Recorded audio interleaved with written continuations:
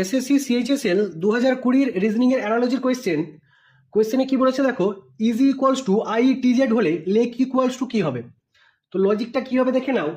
Easy থেকে I T Z কিভাবে আসতে পারে, দেখো আছে ইজি আর তার থেকে আসছে I E T Z.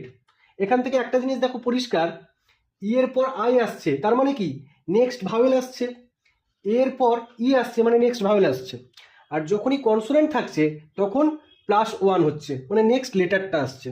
Consonant থাকলে নেক্সট লেটারটা, ভাওয়েল থাকলে নেক্সট ভাওয়েলটা।